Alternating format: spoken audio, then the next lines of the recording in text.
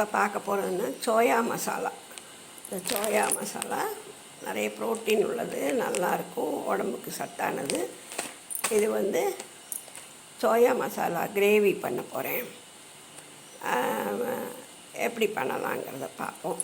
நான் வந்து இந்த சைஸில் மீடியம் சைஸில் உள்ளதான் வாங்கியிருக்கேன். சின்ன சைஸும் கிடைக்கிறது, இதையும் விட பெரிய சைஸும் கிடைக்கிறது. நான் அந்த மீடியம் சைஸ் வாங்கியிருக்கேன். இதை வச்சு எப்படி பண்ண போகிறேங்கிறத பார்ப்போம். இப்போது தண்ணி நல்லா கொதிக்க ஆரம்பிச்சாச்சு. இந்த சோயாவை அதில் போட்டுடலாம்.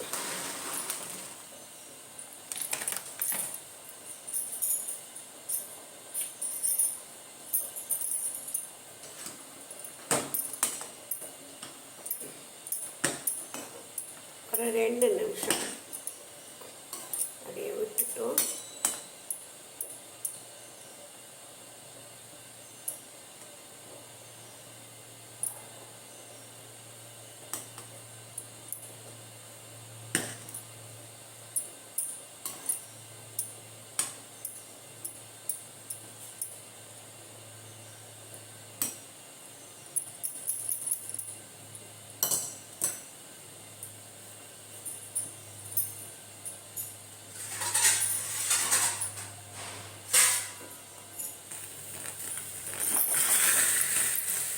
பண்ணிடலாம்.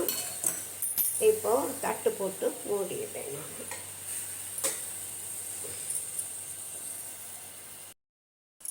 இப்போது சோயா நல்லா 10 நிமிஷம் ஆயாச்சு. இதை வடிச்சிடுவோம். வடிச்சிட்டு 2-3 தரம் தண்ணி விட்டு வாஷ் பண்ணி எடுத்துக்கணும். எடுத்துக்கிட்டு அதுக்கப்புறம் பண்ணணும். அதுக்காகத்தான் நான் 2-3 தரம் வாஷ் பண்ணுறதுக்காக இதில் போடுறேன். நான் பார்த்துக்கோங்க. இப்போ தண்ணி திறந்து விட்டு நல்லா வாஷ் பண்ணிக்கலாம்.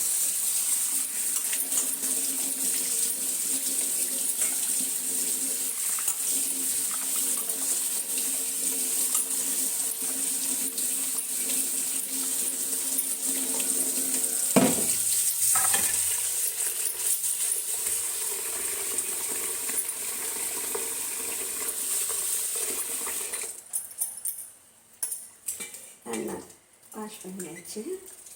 இப்போது இதை புழிஞ்சு அதில் போடணும். தண்ணி இல்லாமல் புழிஞ்சு எடுத்து அதில் போடணும். இப்போது என்ன பார்க்க போகிறோம்னா, சோயா கிரேவி பண்ணுறதுக்கு வெங்காயம், நான் 2 வெங்காயம் அதில் பெரிய வெங்காயமாக நறுக்கி வச்சுருக்கேன். அதை இதில் போட்டுருக்கேன். போட்டுட்டு அதோட இந்த தக்காளி 3 தக்காளி நறுக்கி வச்சுருக்கேன்.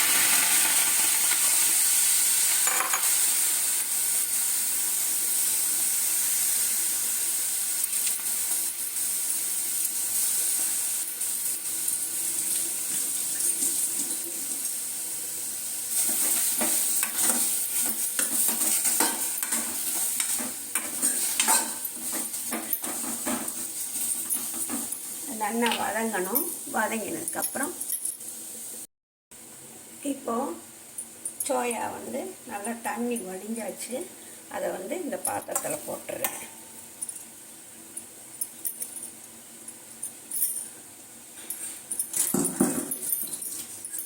போட்டுட்டு கொஞ்சம் மஞ்சப்பொடி, கொஞ்சமாக உப்பு, அதுக்கு தேவையான அளவு. அப்புறம் உப்பு போடுவோம். இப்போ கொஞ்சமாக உப்பு போடுறேன்.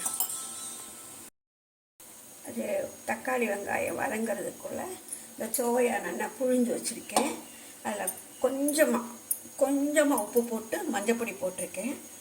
இப்போ வந்து மல்லி, மிளகாய், ஜீரகம் 3 கலந்த பொடி, அது எனக்கு காரத்துக்கு தந்தாப்புல போட்டுருக்கேன். அப்புறம் நல்ல ஒரு குழிக்கரண்டி தயிர், கெட்டி தயிர் விட்டுருந்தாச்சு. விட்டு நல்லா பெசரி ஊற வைக்கணும். அப்படி பெசரி ஊற வச்சுட்டும் அதுக்கப்புறம் வெங்காயம் தக்காளி நான் வதங்கின அப்புறம் பன்னீர் பட்டர் மசாலாவுக்கு பண்ணுறேன். அதே மெத்தேடு தான். அதுக்காக அதை வச்சுருக்கேன்.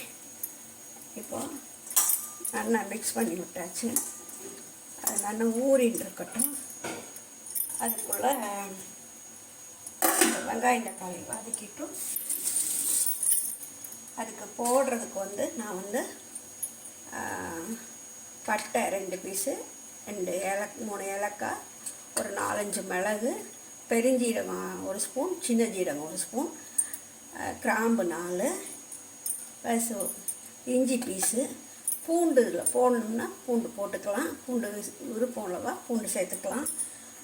முந்திரி பருப்புக்கு பதிலாக நான் நிலக்கடலை பருப்பு போடுறேன். ஒரு சின்ன 2 ஸ்பூன் நிலக்கடலை பருப்பு. இதுதான் இதுக்கு. இதெல்லாம் வதங்கினோன்னு அதில் போட்டு சேர்த்து வதக்கி அரைச்சி எடுத்துன்னு வர வேண்டியதுதான்.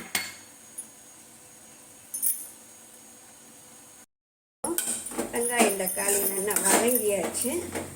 அதில் இந்த இஞ்சியை போட்டுறேன். இந்த மசாலா ஐட்டம் பட்டை, சோம்பு, கிராம்பு, ஏலக்காய், மிளகு போட்டாச்சு. போட்டுட்டு அது கூடயே இதை எடுத்து வச்சுருக்க நிலக்கடலை போடுறேன். இது முந்திரி பருப்பு வேணால் போட்டுக்கலாம். நான் நிலக்கடலை தான் போடுறேன். அவளுக்கு எது விருப்பமோ அதை போட்டுக்கோங்க. நல்லா ஆற வச்சுட்டு மிக்சியில் அரைச்சின்னு வந்துடுவோம்.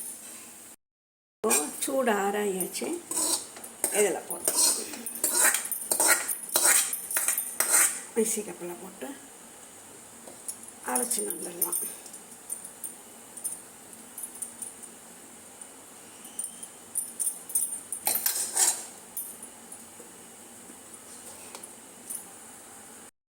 இப்போது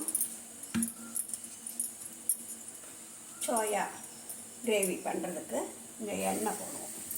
சட்டியில் கொஞ்சமாக எண்ணெய் விட்டுக்கணும்.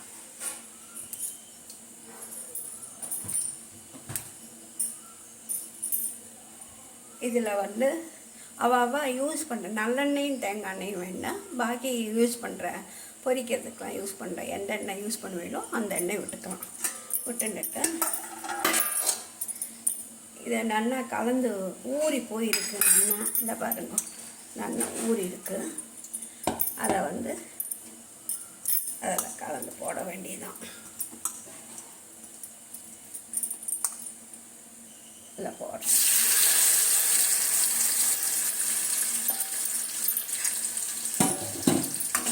நல்லா வதக்கி விடுங்க.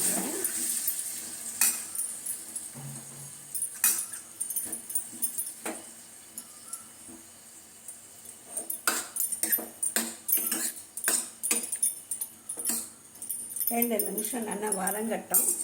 வதங்கினதுக்கப்புறம் அரைச்ச மசாலா அது நல்லா 2 நிமிஷம் நல்லா வதங்கியாச்சு. அந்த எண்ணெயில் நான் அரைச்சி வச்ச மசாலாவை அரைச்சி வச்சுருக்கேன் இல்லையா, அதில் சேர்த்துறேன்.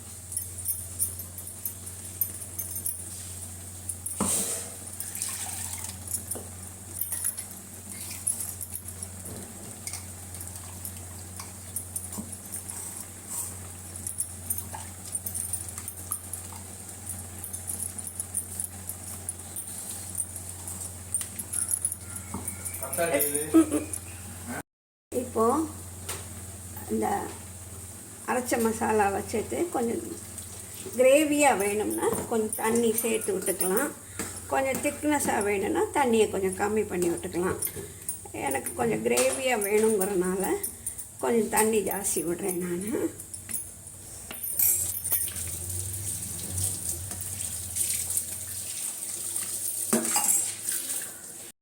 இப்போது சோயா கிரேவி ரெடி ஆயாச்சு.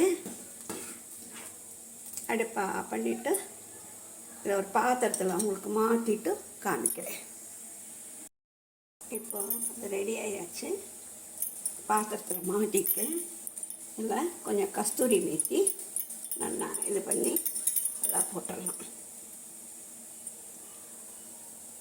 நல்லா டேஸ்ட்டாக ரொம்ப அருமையாக நல்லா இருக்கும். இது எல்லாத்துக்குமே தொட்டுக்கலாம்.